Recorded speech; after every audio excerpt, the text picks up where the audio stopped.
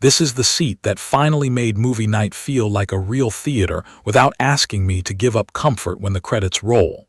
The more time I spend in it, the more it fades into the background and just lets the movie take over, which is exactly what I want from home theater seating. The Seatcraft Diamante lives in that sweet spot between a classic sofa and a dedicated cinema chair. It is built for people who want a premium viewing setup in a living room or a media room, and who value comfort and thoughtful features as much as looks. If you watch long movies, binge shows on weekends, play console games into the evening, or you just like a place to read and unwind, this fits that lifestyle. It is not a minimalist couch. It is a purposeful seat designed to be used for hours at a time with your screen front and center. Design matters here because you are going to look at this every day. The blacktop grain leather has a low sheen that does not shout for attention, and it feels soft to the touch without being delicate.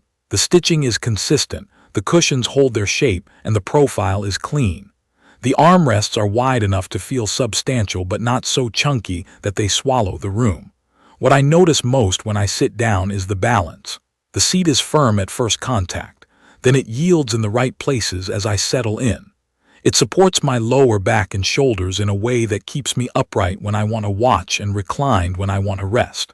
The headrest has power adjustment, which matters a lot with a large television because it lets me keep my eyes on the screen without craning my neck. That is one of those quality of life things you do not think about until you have it. Daily use details were clearly thought through. The armrests open to reveal deep storage. I keep remotes, a game controller, a small flashlight, and a couple of microfiber cloths in there. The lids open on a soft, controlled hinge, which means no thumps in a quiet scene. Each seat has a removable tray table that locks into a port in the arm. The surface is smooth and rigid, big enough for a full-sized laptop or a plate and a drink. It does pick up fingerprints, and I do a quick wipe with a cloth after snacks, but it cleans easily. When the tray is in place, it takes over the nearest cup holder, which is not ideal. The center console solves that. Fold it down and two more cup holders appear along with a small tabletop. That turns the middle seat into a command center without breaking the look, and when you fold it back up, it returns to a clean, uninterrupted sofa. Setup is straightforward as long as you plan your space and power ahead of time. The sections come in manageable pieces. Two people make it much easier to get everything into position. Each seat needs power for the motorized features and the lighting, so I placed the chairs first, then routed the power cords along the base to a surge-protected strip behind the unit. I used a few cable clips to keep everything tidy. The connections between sections slide and click together without tools. Once powered, the controls light up softly, and you are ready to recline. There is no learning curve. The buttons are exactly where your hand falls inside the arm, and they have a nice, positive feel. Responsiveness is quick and smooth. The footrest extends with a steady glide, and the headrest moves with a quiet hum. I timed a full recline and return during a session, and it was faster than a chapter skip on a streaming app. More importantly, it is quiet. I can adjust position during a quiet scene without drawing any attention to myself. The motors stop precisely where I want them.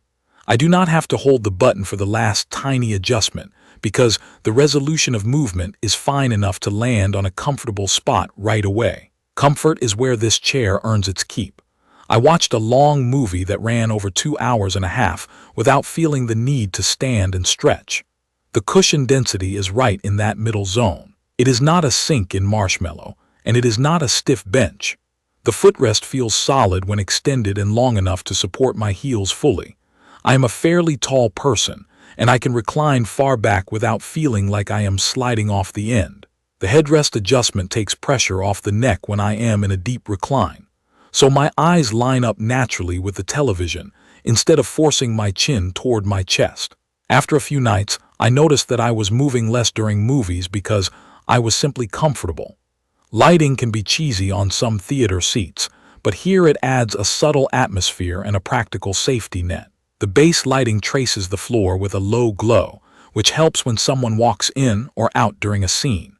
The cup holders have rings that make it easy to find your drink in the dark without fishing around. Everything can be switched off independently, and the lights remember their last state. I keep the base lights off most of the time and bring them up when I am moving around the room. Power and charging are handled well. There are universal serial bus ports by the controls for topping up a phone or a controller.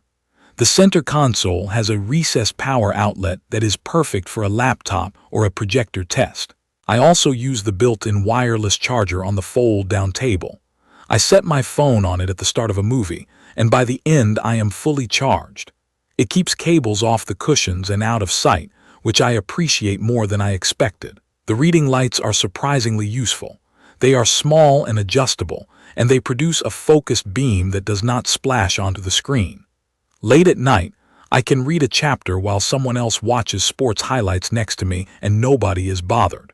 I have angled one down to illuminate a board game and used another to check a streaming device input label without turning on the room lights. Real-life testing is where small details show up. On a weekend movie night, I flipped the console down, put 2 drinks in the extra holders, dropped a bowl of popcorn on the small table, and parked a remote and a game controller in the arm storage. The tray table held a laptop during a pause when I wanted to check an actor's name, and it was stable enough that I did not worry about it tipping. I kept the ambient lights at their lowest setting because the room was dark. When the tray was in place, I lost 1 cup holder, which made me shuffle drinks for a minute, but the console made up for it. On a weeknight, I reclined halfway and answered emails with the laptop plugged into the console outlet. The leather stayed cool enough that I did not feel sticky, though on a hot afternoon without air conditioning, I could feel a little warmth build up. A quick wipe with a dry cloth kept the surface clean, and pet hair brushes off easily. I have noticed the tray can smudge quickly if I am snacking. That is the trade-off with a smooth surface. The pneumatic arm lids are quiet and controlled, but if you keep heavy items inside, make sure they are placed flat so nothing knocks around when you open and close the compartment. During a gaming session, the support really helped. I like to recline a bit with the headrest forward, which keeps my eyes level with the center of the screen.